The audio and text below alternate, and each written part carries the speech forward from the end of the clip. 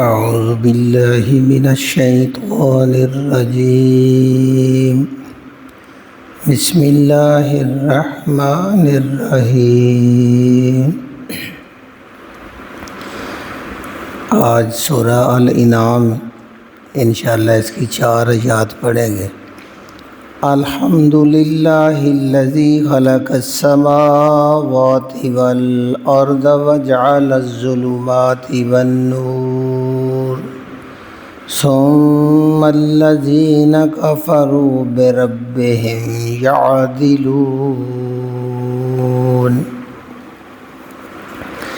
یہ سورہ الانعام یہ مکی صورت ہے اور یہ مکے کے سب سے آخری دور میں نازل ہوئی، جب مکے والوں کا ظلم حد سے بڑھ چکا تھا اور بڑی تعداد حبشہ کی طرف چلی گئی تھی۔ نبی کریم صلی اللہ علیہ وسلم ہجرت کے حکم کا انتظار کر رہے تھے۔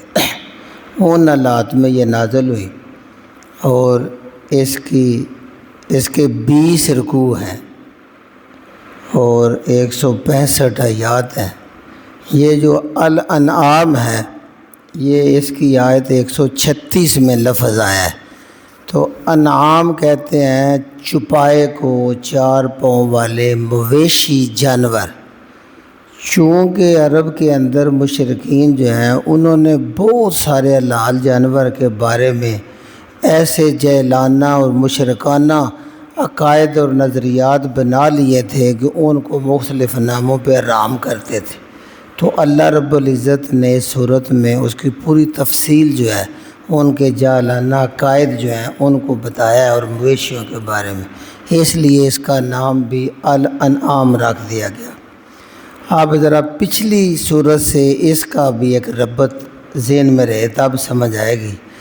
ہم نے پیچھے 5 صورتیں پڑھ لی ہیں، ان میں صرف پہلی صورت جو الفاتحہ ہے وہ مکی تھی، باقی 4 مدنی ہم نے پڑھی ہیں، مدینے کے اندر نازل ہوئی تھی۔ اس لیے اہل کتاب سے خطاب ہے، یہودیوں سے، عیسائیوں سے۔ انہوں نے دین کو، شریعت کو جو اصل حالت میں نازل ہوئی اس میں تبدیلیاں کر کے اپنی خواہشات کے مطابق دین بنایا ہوا تھا۔ اور وہ ساری صورت کو میں اگر 2 حدیثوں میں بند کروں تو پھر اس کو آج شروع کریں گے۔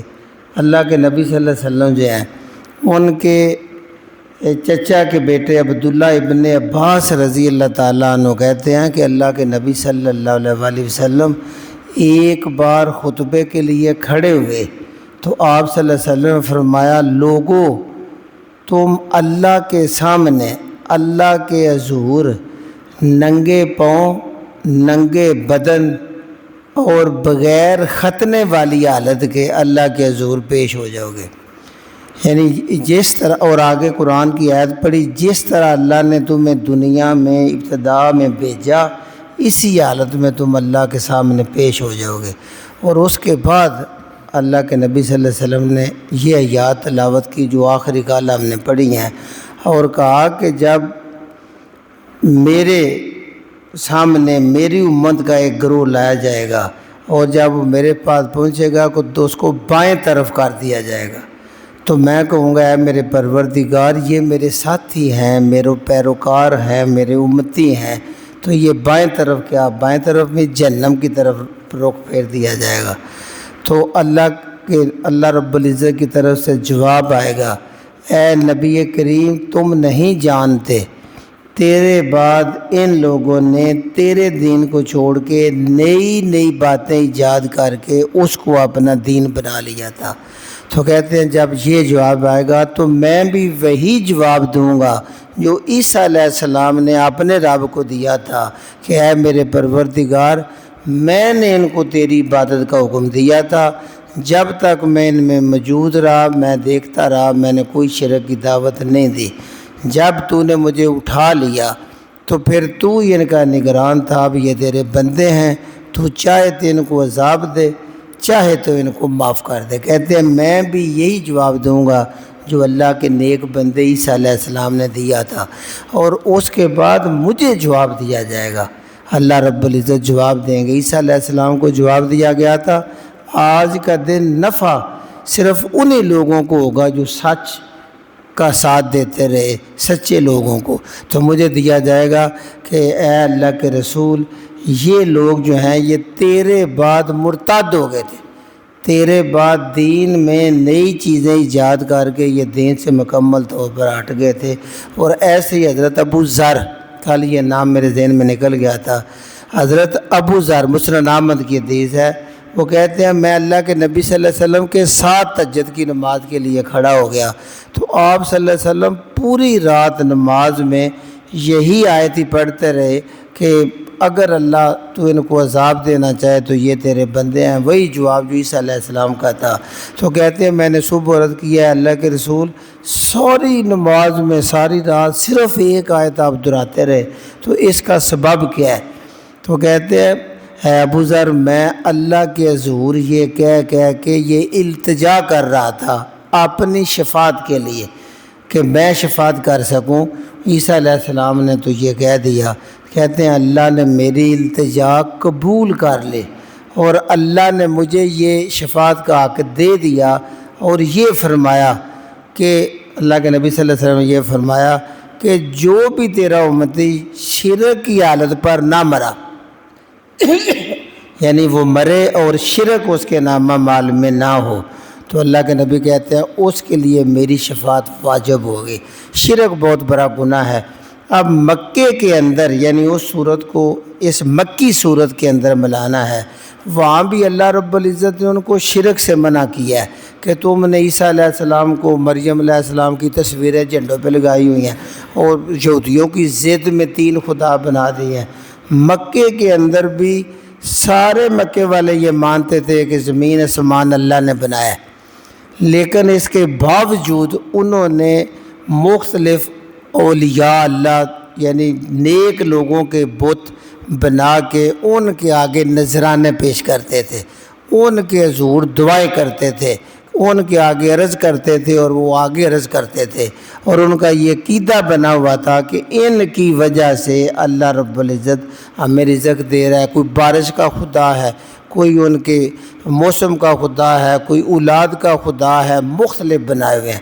ایسی حالت میں اللہ رب العزت جو ہے یہ صورت الانعام کا ایک خوبی یہ بھی ہے کہ اس کی چند یاد کے سوا 20 رکوع ہے، ساری صورت اللہ نے ایک بار ہی نازل کر دی ہے، گویا کہ اللہ رب العزت کا ایک پورا خطبہ ہے جو ہم مسلسل پڑھتے جائیں گے انشاءاللہ۔ جس طرح امام خطبہ شروع کرتا ہے تو درمیان میں وقفہ نہ ہوتا بھی پوری خطبے کی سمجھ آتی ہے، تو یہ یک بار کی نازل کی گئی ہے پوری صورت۔ تو آپ دیکھتے ہیں اللہ رب العزت ان مشرکین مکہ کو آخری دور میں کیا کہہ رہے ہیں، الحمدللہ۔ خطبہ شروع الحمدللہ سے ہوتا ہے۔ الحمد سب تعریف للہ اللہ کے لیے ہے، تعریف کے لائق صرف اللہ کی ذات ہے۔ کیڑا اللہ؟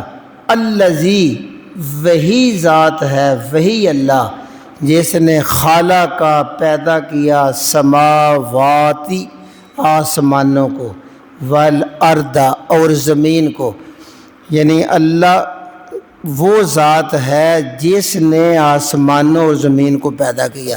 آپ یقین جانے جتنی بار یہ لفظ آتا ہے، اگر تو ہم اتنے پڑھ کے چلے جائیں آسمانوں اور زمین کو پیدا کیا، اب دیکھنا ہے یہ جو آسمان ہے، 7 آسمان کتنی بلندی پہ ہیں، کتنی وسطوں پہ ہیں، یہ ستون کے بغیر کھڑے ہیں، اور پورا ایک نظام شمسی ان میں چل رہا ہے، یعنی سورج، چاند، ستارے، پورا ایک ایسا نظام ہے جس سے یہ دنیا کائنات کی زندگی قائم ہے۔ اگر صرف سورج کو نکال دیا جائے تو یہ پودے ضیائی تلیف کا عمل چھوڑ دیں، آکسیجن نہ بنے اور موت واقع ہو جائے۔ ایک ایک چیز جو سورج، چاند، ستارے اور آپس میں ایسا گردش اور محور میں ہے، اور یہ انسانی عقل سائنس ابھی تک بھی وہاں نہیں پہنچ سکی، یہ بنانے والا ایک اللہ، والارض، اور اتنی وسیع و ریز مٹی بچھا دینے والا، پانی کے اوپر مٹی بچھا کے پھر اس مٹی میں بڑی جان رکھی ہے۔ یہ مٹی تمہارے لیے رنگا رنگ قسم کے پودے، پھول، پھل، اناج، ایک ایک چیز پیدا کر رہی ہے، اور نیچے پانی بھی ہے۔ یعنی یہ دو جس نے چیزیں بنائی ہیں وہ اللہ ہے، اور آگے وجعل، اور اسی نے بنایا ظلمات، اندھیروں کو۔ اندھیرا ایک یہ ہوتا ہے کہ روشنی نہ ہو تو اندھیرا، اور ایک ظلم کو بھی اندھیرا کہتے ہیں، جہالت کو بھی اندھیرا کہتے ہیں، والنور، اور روشنی کو بھی بنایا۔ یہ اندھیرا اور روشنی، رات اور دن کا آنا جانا، یہ اس اللہ نے بنایا۔ یہ اللہ تعالیٰ اپنی صفتیں بیان کر رہا ہے، پھر ان سے کہیں گے شرک کدھر کرتے ہو۔ اور یہ نور سے مراد رائے ہدایت بھی ہے، قرآن بھی ہے، رسول بھی ہے، کہ یہ سارے کے سارے جہلوں کے لیے جو اندھیرے میں اخلاق میں ڈوبے ہوئے تھے، برائیوں میں ڈوبے ہوئے تھے، ان کے لیے بھی اللہ نے نور بنا کے بھیجا، روشنی دکھائی۔ اور واقعی یہ اندھیرا اور روشنی بھی ساری مراد ہے۔ چار چیزوں کا ذکر کر کے کائنات کے سارے نظام میں اس کو پرو دیا۔ اگر آسمان نہ ہو تصور کرے کیا ہوگا، نظام شمسی ختم ہو گیا، زمین نہ ہو تو سارا نظام آبادی ختم ہوگی۔ یہ اور اندھیرے اور نور کو پیدا کر کے اللہ کہتا ہے ثم الذین، ثم پھر بھی، الذین کافروا، جو انکار کرنے والے لوگ ہیں، وہ لوگ جو کافر ہیں، بربہم، اپنے رب کے ساتھ، یعدلون، برابر کا ٹھہراتے ہیں۔ یعدلون ہوتا ہے عدل سے، عدل ہوتا ہے کسی بندے کے پاس آئیں یہ ہماری چیز ہے، ہمارے درمیان انصاف سے عدل سے بانٹ دو، تو وہ برابر تقسیم کرے گا۔ تو یہاں وہ برابری کے معنی ہے کہ ثم الذین کافروا، پھر بھی جو کافر لوگ ہیں، بربہم، اپنے پالنے والے کے ساتھ، یعدلون، اوروں کو برابری کر دیتے ہیں، اوروں کو برابر ٹھہرا دیتے ہیں، اوروں کو ہمسر بناتے ہیں۔ اب اللہ کہنا یہ چاہ رہا ہے کہ جن کو میرے برابر کرنے کی کوشش کرتے ہو، کیا وہ کسی چیز کے خالق ہیں؟ اگر وہ خالق نہیں تو پھر مخلوق ہیں، تو تم مخلوق کو خالق بنا دیتے ہو، یا خالق کو نیچے مخلوق کی طرف لے آتے ہو۔ کیا آسمان بنانے میں ان کا کوئی حصہ ہے؟ کیا وہ آسمان بنا سکتے ہیں؟ کیا زمین کا ایک چپا بھی آپ نے رہنے کے لیے بنا سکتے ہیں؟ نہیں۔ کیا اندھیرا اور نور ان کی کوئی اختیار میں ہے؟ وہ نہیں۔ تو پھر کیسے تم انکار کرنے والے لوگ ہو کہ تم اس رب کے ساتھ اور ہستیوں کو برابری کیوں دیتے ہو؟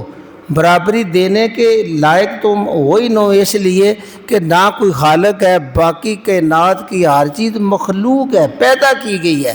تو جو پیدا کی گئی ہو وہ پیدا ہونے میں اللہ کی محتاج ہے، اس لیے خالق کے برابر نہ ٹھہراؤ، اہل مکہ کو کہا جا رہا ہے۔ ابھی آگے اور اللہ کہتا ہے هو الذی، اللہ ہی وہ ذات ہے، ہوا وہ، الذی ذات ہے، وہی ذات ہے، خالقکم، جس نے تم کو پیدا کیا۔ تمہاری پیدائش میں کسی کا کوئی حصہ، کوئی نطفے سے اللہ کے نبی صلی اللہ علیہ وسلم نے ایک بار لعاب دانہ اپنی تھیلی پہ رکھا، تھوک مبارک، اور کہا اس جیسے پانی سے تم پیدا کیے گئے ہو۔ کیا اس طرح کی مایا کی چیز کے اوپر ایسے انسانی نقش و نگار، یہ پلکیں بنانا، یہ آنکھیں بنانا، پتلیاں، کسی میں ہے؟ کوئی بھی نہیں ہے۔ اللہ اپنا تعارف کرا رہا ہے تاکہ تمہیں پتہ چلے کہ میری کبریائی کیا ہے، اور تم کن کو پکڑ کے میرے برابر کرتے چلے جا رہے۔ هو الذی، وہی اللہ ہے، خالقکم، جس نے تم کو پیدا کیا ہے۔ وہ پیدا بھی کیا ہے من طین، مٹی سے۔ اس میں اشارہ ہے آدم علیہ السلام کو بھی اللہ نے مٹی سے پیدا کیا۔ نبی کریم صلی اللہ علیہ وسلم فرماتے ہیں اللہ نے پوری زمین سے ہر قسم کی مٹی چون کے ایک مٹھی بھر مٹی لی اور اس سے آدم کو بنا دیا، اور اس میں چونکہ ہر طرح کی مٹی شامل ہے، اس لیے بعض کے رنگ کالے، بعض کے سفید، بعض کے سانولے، اور جس طرح مٹی کی خاصیت میں فرق ہوتا ہے اس طرح ان کے مزاج، بعض سخت مزاج، تند مزاج، بعض نرم مزاج اور نازک ہیں۔ یہ طبیعتیں اور رنگ اس لیے ہیں کہ اللہ نے ساری زمین کی مٹی کو پکڑ کے ان میں مٹھی بھر لے کے آدم کو پیدا کیا۔ ایک تو اس سے یہ بات ہے۔ دوسری یہ کہ آدم و حوا کے بعد اللہ رب العزت نے اسی مٹی کے اندر تاثیر رکھی ہے کہ مرد اور عورت یہی مٹی سے پیدا ہونے والی خوراک کھاتے ہیں، تو اسی خوراک سے اللہ ان کا گوشت، ان کی ہڈیاں، ان کی بینائی بناتا ہے۔ اسی سے مادہ منویہ جسے ہم منی کہتے ہیں، وہ اسی مٹی والی خوراک کے کھانے سے بنتی ہے۔ اور وہی انسان کے نسل آگے نئی نسل چلانے کے قابل ہے، تو کیا کسی میں ذرا سامنے لاؤ، اللہ کہتا ہے، اہل مکہ سے خطاب ہے، بھئی کوئی ہستی سامنے لاؤ، اس کے سامنے مٹی رکھو اور اس مٹی سے منی بنا کے دکھائے، اس مٹی سے خون بنا کے دکھائے، جو ہڈیاں اور گوشت بنا کے دکھائے۔ اللہ نے چھوٹے سے انسان کو ماں کے پیٹ کے اندر مٹی سے بنا کے اس کے اندر ایک فیکٹری رکھ دیا ہے، ایسی ایٹومیٹک فیکٹری ہے، نہ چارج کرنے کی ضرورت ہے، مٹی سے پیدا ہوئی چیز دودھ کھائے، وہ روٹی کھائے، وہ کیلا کھائے، اس سے اس کی بنائی، ہڈیاں، گوشت اور مادہ منویہ یہ بڑھنا شروع ہو جاتا ہے، اور مکمل طور پر خون کا حصہ، ہڈیوں کا حصہ، اور یہ چیزیں بنتی چلی جاتی ہیں، اور اخراج بھی فالتو چیز کا ہو جاتا ہے۔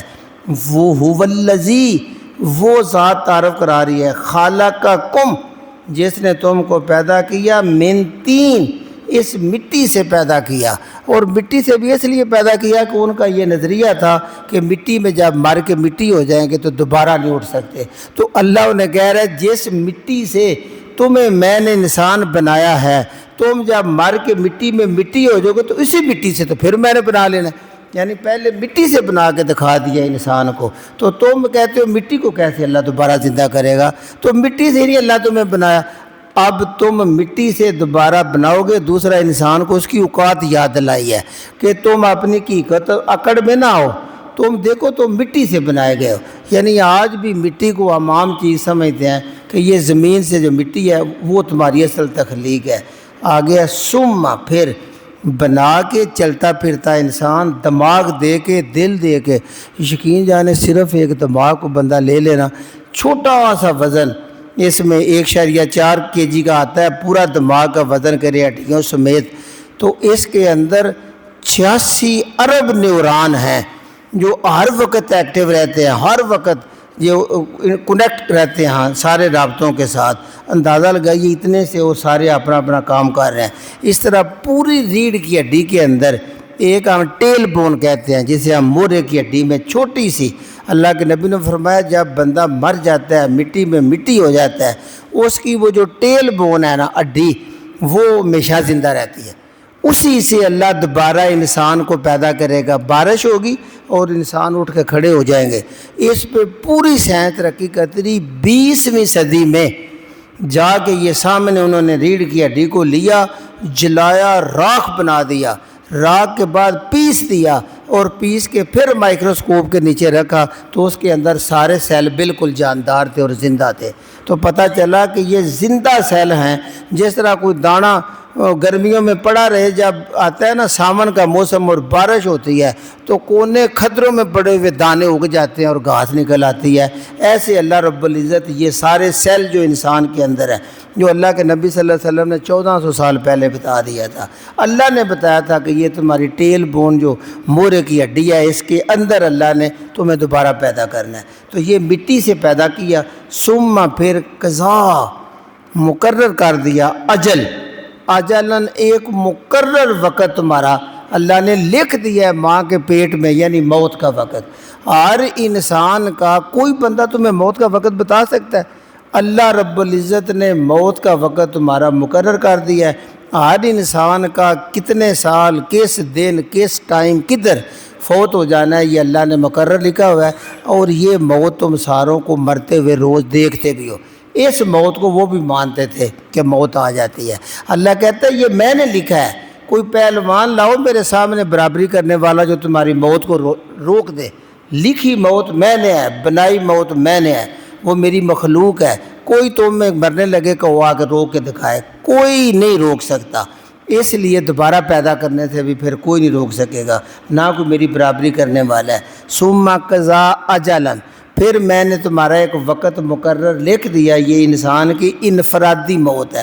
آگے اجل مسمى، ایک اور بھی مقرر وقت لکھا، اجل مسمى، مقرر وقت، عندہ، اس کے پاس، اللہ کے پاس ایک اور مقرر وقت بھی ہے، اس سے مراد قیامت ہے، کہ اس وقت ساری اجتماعی موت ہو جائے گی، پوری دنیا کے سارے انسان تہس نہس ہو کے ختم ہو جائیں گے، پھر اللہ نئے سرے سے پیدا کرے گا، وہ قیامت کا دن ہوگا۔ اللہ کہتا ہے وَأَجَلٌ مُّسَمًّى، ایک اور مقرر وقت ہے، عندہ، اس کا علم کسی کو نہیں اللہ نے دیا، وہ اللہ کے پاس ہے، اور وہ قیامت کا دن ہے۔ اور اس مان لو کہ جس طرح یہ مٹی سے مٹی ہوتے چلے جا رہے ہو، پیدا ہوتے ہو مٹی میں چلے جاتے ہو، پیدا ہوتے ہو مٹی میں، کوئی جلا بھی دیتا بھی راکھ آخر مٹی میں جاتی ہے، اور اس کی ٹیل بون وہی رہے گی اور جاگ اٹھے گی، اٹھ جائے گی۔ تو یہ دوسرا وقت قیامت کا اللہ کے پاس ہے۔ ثم پھر بھی تم تمترون شک کرتے ہو، یعنی تمہیں مٹی سے بنا کے، نطفے سے بنا کے چلا دیا، باتیں کرتے ہو، آنکھیں سے دیکھتے ہو اور مرتے ہوئے دیکھتے ہو، تو اس کے بعد بھی تمہیں اللہ کی وحدانیت پہ شک ہے اور دوبارہ جی اٹھنے پہ شک ہے۔ یہ اللہ ان سے مخاطب ہے۔ آگے اللہ کہتا ہے وَهُوَ اللَّهُ، وہ ہوا اور وہی اللہ اللہ ہے، فی السماوات، آسمانوں میں بھی وہی اللہ ہے، وفی الارض، اور زمین میں بھی وہی اللہ ہے۔ یعنی اللہ ایسا نام ہے کہ آسمانوں میں بھی اللہ ہی اللہ ہو رہی ہے، جتنی وہاں فرشتے ہیں، بادل ہیں، جب وہ گرجتے ہیں تو اللہ کی تسبیح کرتے ہیں، یاد رکھیں، اور ہوائیں چلتی ہیں تو اللہ کی حمد کرتی ہیں۔ یہ قرآن میں آتا ہے کہ جب بادل گرجتا ہے در حقیقت اللہ کی تسبیح بیان کرتا ہے، اس کا اپنا انداز ہے بیان کرنے کا۔ پورے آسمان کے اندر اللہ، اور پوری زمین کے اندر اللہ، اور پورا خلا اللہ۔ وَهُوَ اللَّهُ فِي السَّمَاوَاتِ وَفِي الْأَرْضِ، وہی اللہ ہے آسمانوں میں بھی اور وہی اللہ ہے زمین میں بھی، پوری کائنات کا اللہ ایک ہی ہے۔ یعلم، وہ جانتا ہے، سرکم، تمہاری چھپی ہوئی چیزوں کو۔ یہ سری نماز جس میں امام آہستہ پڑھتا ہے دل میں، وہ تمہارے دلوں کی باتوں کو، خفیہ رازوں کو، پوشیدہ چیزوں کو جانتا ہے۔ وَجَہْرَکُمْ، اور تمہارے زہر کو بھی جانتا ہے، تم زبان سے جو اظہار کرتے ہو اور جو دل میں کرتے ہو، جو چھپ کے کرتے ہو، جو سامنے لوگوں کے کرتے ہو، سب سے وہ واقف ہے۔ وَيَعْلَمُ، اور وہ پوری طرح جانتا ہے، مَا تَکْسِبُونَ، جو تم کسب کر رہے ہو، جو تم کام کر رہے ہو، جو تم کمائی کر رہے ہو، پوری کی پوری اللہ تعالیٰ اس کو سیو کر رہا ہے۔ اس لیے اہل مکہ تمہاری ایک ایک چیز کسب کو اللہ دیکھ رہا ہے۔ وَمَا تَأْتِيهِمْ، یعنی اتنا اللہ نے سمجھایا وہ اللہ زمین آسمان کا، پھر بھی جب ان کی ہدایت کے لیے کوئی آیت بھیجتا ہے، وَمَا، اور نہیں، تَأْتِيهِمْ، آتی ان کے پاس، من آیتن، کوئی آیت، من آیات ربہم، ان کے رب کی آیات میں سے کوئی آیت جب ان کے پاس آتی، اس سے مراد قرآن کی آیات بھی ہیں، اللہ تعالیٰ بھیج رہا ہے۔ اس سے مراد نبی کریم صلی اللہ علیہ وسلم ہر روز جو نیا طریقہ بتاتے تھے سنت کا کہ اللہ نے یہ کہا ہے، اور پوری کائنات کی ایک ایک چیز اللہ کی نشانی ہے، یہ بارش، یہ چاند تارے، یہ بادل ہواؤں کو اٹھائے پھرتے ہیں۔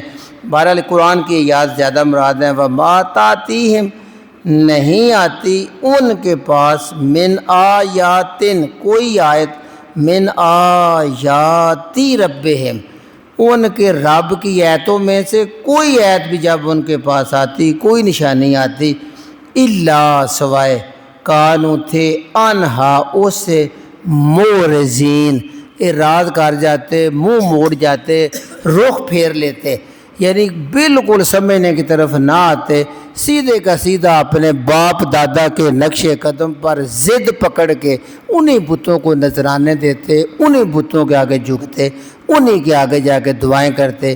یہ ساری چیزیں شرک کے اندر ہے۔